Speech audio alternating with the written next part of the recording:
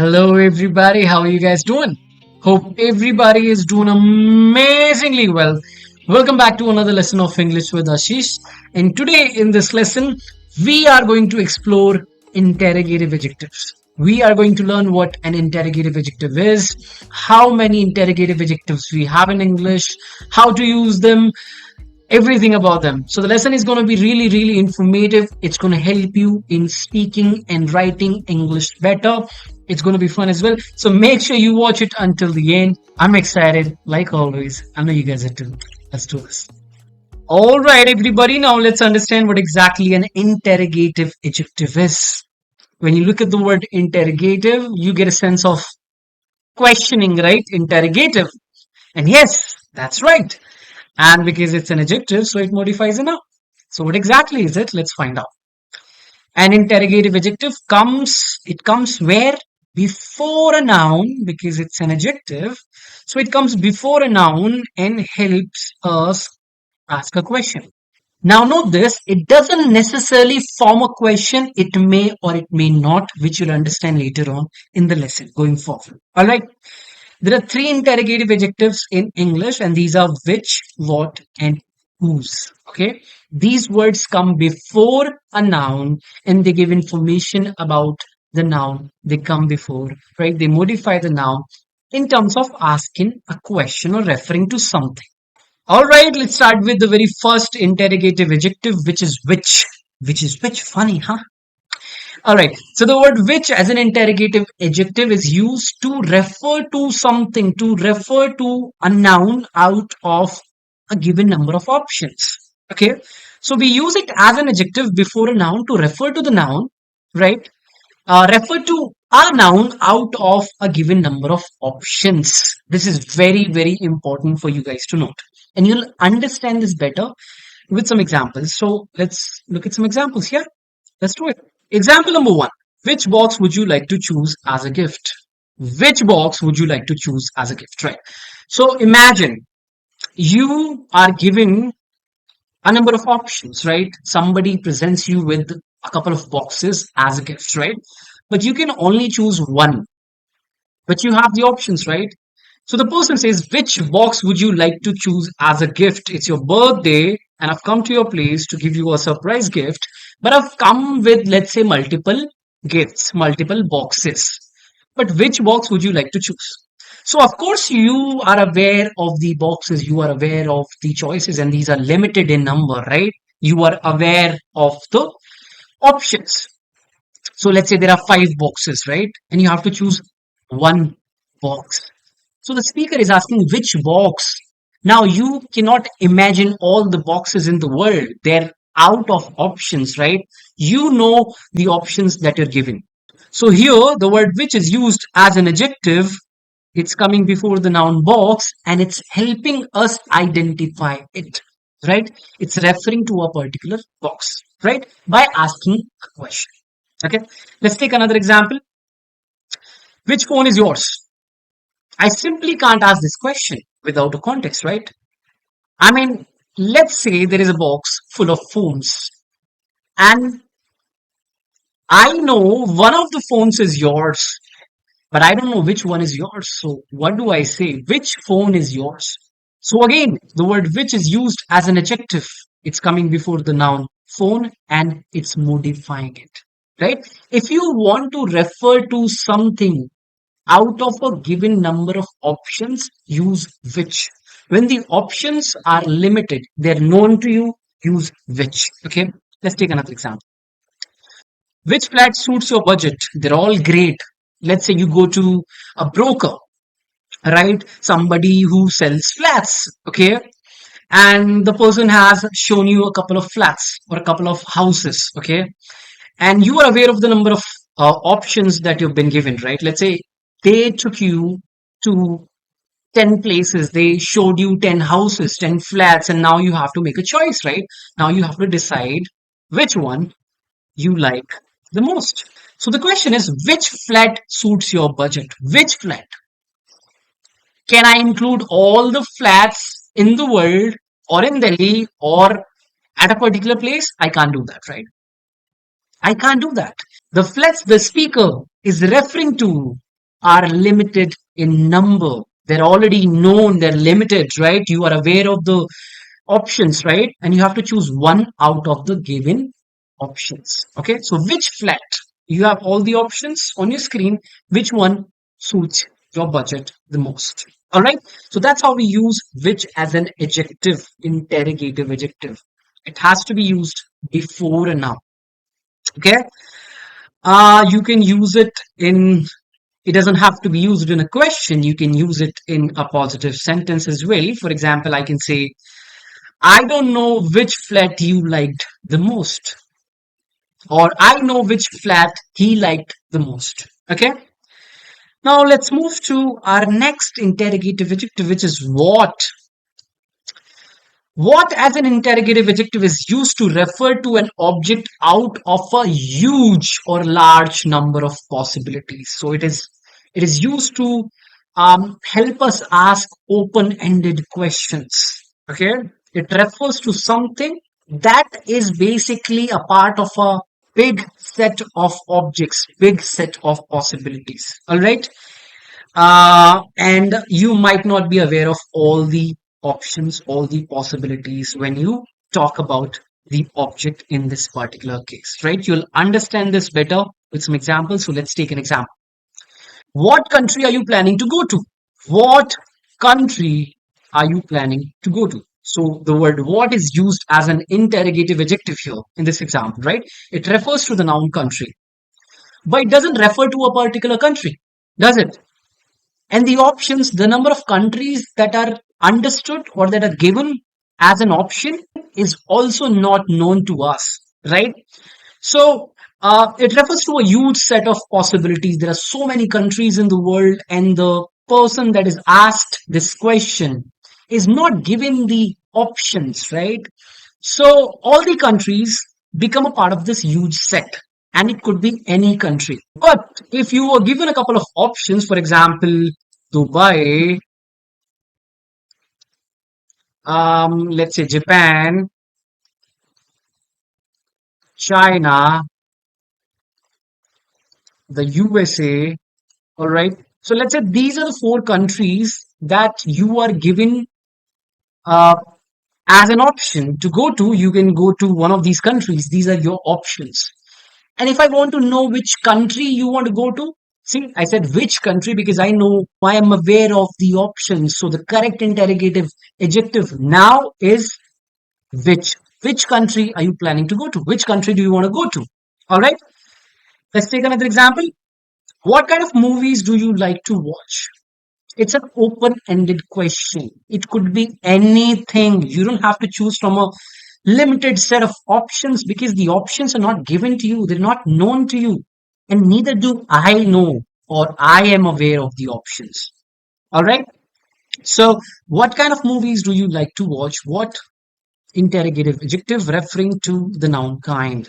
What kind of movies do you like to watch? It could be anything. So the set of possibilities is huge, is big. And of course, it's not known to you. You or I cannot know every kind of movie. Can you? I mean, if you want to, if you go after it, of course you can. But you generally won't, right? Okay, I think you got it. Let's take another example. What present do you want for your birthday?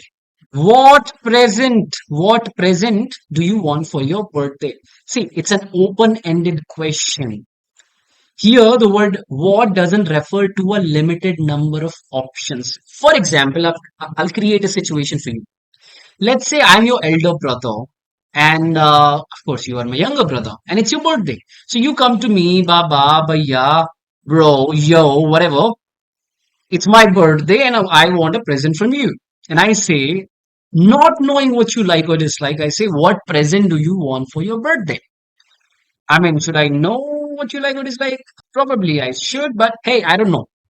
So I say, what present? So the set of possibilities from which you can choose the object is huge, is so big because anything can be a present. So you can refer to anything, you can choose anything.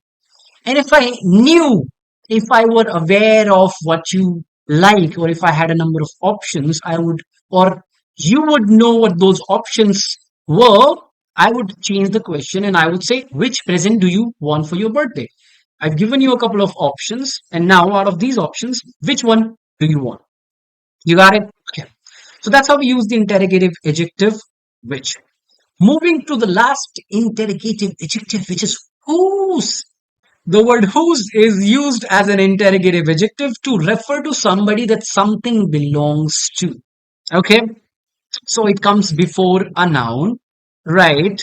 That something belongs to. Okay, let's take a couple of examples and understand this. Whose coat are you wearing? It looks great on you.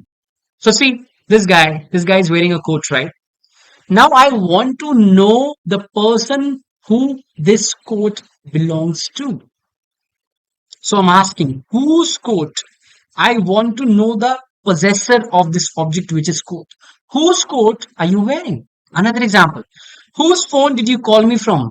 I'm sure it wasn't yours. So yesterday you called me from a random number and a different phone. Now I want to know who it belongs to. Okay, so I asked the question using the interrogative adjective whose. Whose phone did you call me from yesterday or last night? Whose phone? Who did it belong to? Let's take another example. I don't know whose bag this is. I found it at the back of the class. I don't know what, whose bag this is. So there is a bag, and I just do not know who it belongs to. Okay? So I'm referring to the possession of the word or the object bag by using the interrogative adjective whose. And please notice, observe, here it is not a part of a question. So it doesn't have to be a part of a question. It doesn't have to come at the beginning of a question, right? It doesn't. I don't know whose bag this is. I don't know whose car you were driving. I know whose car she was driving. I want to know whose house you live in. Okay? Something like this. So it doesn't have to be a question. It can be a positive sentence or a negative sentence. All right. Now let's understand the difference between what and which we already know. If you are aware of the options given to the person you're asking the question or the person you're talking to, use which. It refers to a small set of possibilities. But if you're not aware of the possibilities or the options or the set of possibilities is very big, use what. Okay. So we can take an example. And I have two sentences here. You have to tell me which one is correct. I said which one because the options are given. Which one is correct? Okay. So let's read both the sentences. Which leg was hurt in the accident? Or what leg was hurt in the accident? Which is the correct sentence? You guys tell me. I'll give you 5 seconds to answer the question. You can pause the video. One, two, three, four, and the last five. Okay. The correct answer should be, or the correct question should be, which leg was hurt in the accident? Why which? Because there are only two legs. How many legs can you have? Or 10,000 legs? Right? The number of legs you can have, a person can have, is limited. So, of course, a person has two legs. And out of those two legs, which leg was hurt is what I want to know. Right? So, you can't say what leg. Are you not aware of the options? Don't you know how many legs a person has? So you understand the problem? Yeah. So that's why which leg. So if you're aware of the options, use which. If the options are not known to you or the set it refers to, set of options or possibilities it refers to is huge, big, use what. Okay. Now another interesting thing. All these words can function as a pronoun as well.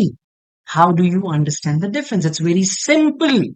When it works as an adjective, it has a noun after it. All right. And it refers to the noun. When it works as a pronoun, it doesn't have a noun after it. You won't have any noun after it. So if it stands alone, it's a pronoun, right? And if it has a noun after it, it is basically an adjective. So we can take some examples. For example, which is your favorite game? Okay, that's a question. Which game do you like the most? Again, that's a question. Like the most. It's not about the question, it's about how these words are used in the sentence. Okay, which is your favorite game? See, the word which is not followed by a noun, it functions as a pronoun and it is used to form a question. Okay, so it works as an interrogative pronoun, and of course you are aware of the games the speaker is talking about. Okay, which is your favorite game out of the games that are being talked about, that are given to you as an option? Which is your favorite game? Which game do you like the most? Again, you are aware of the options. We can take another example. For example, what do you want? What do you want? It could be anything. And again, it is not followed by a noun.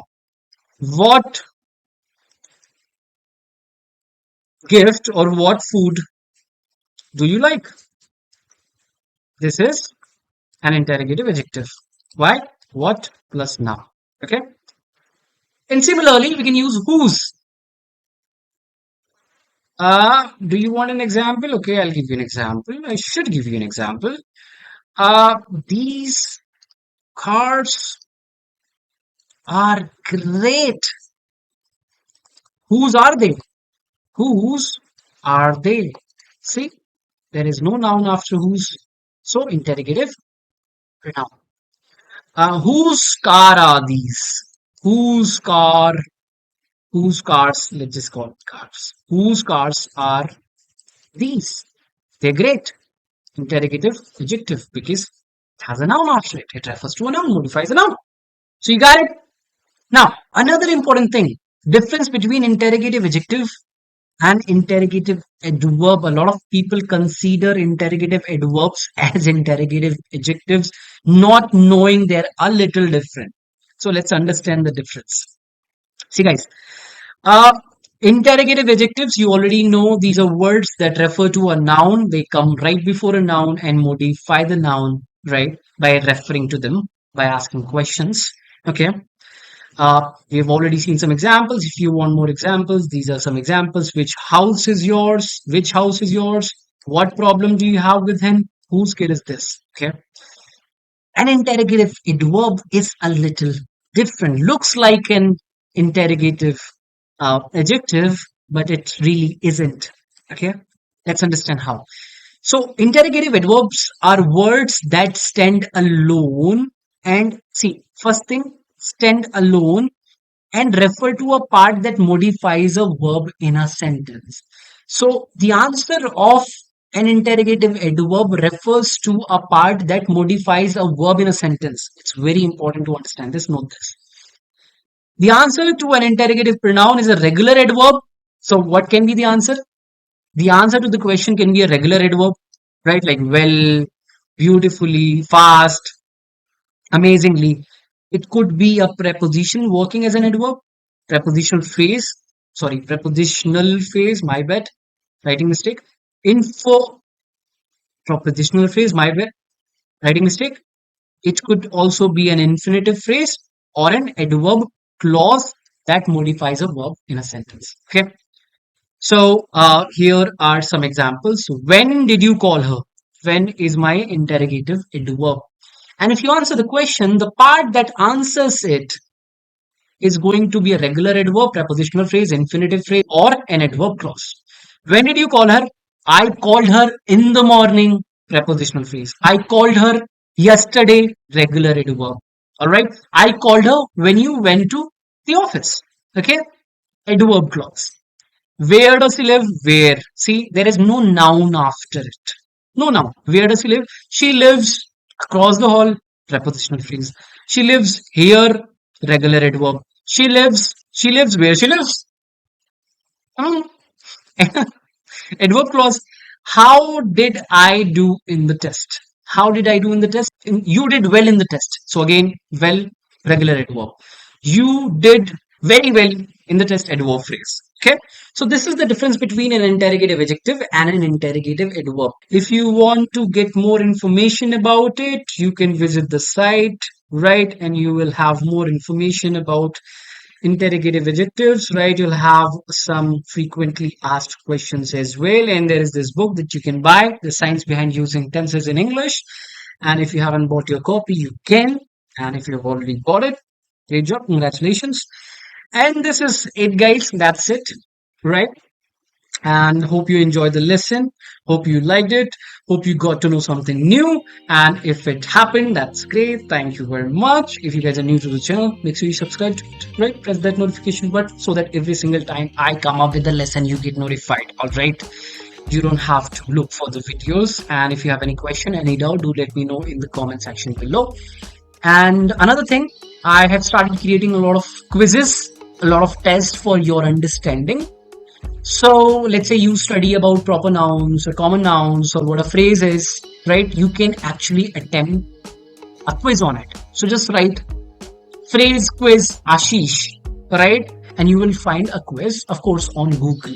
Okay. And you can try that, right?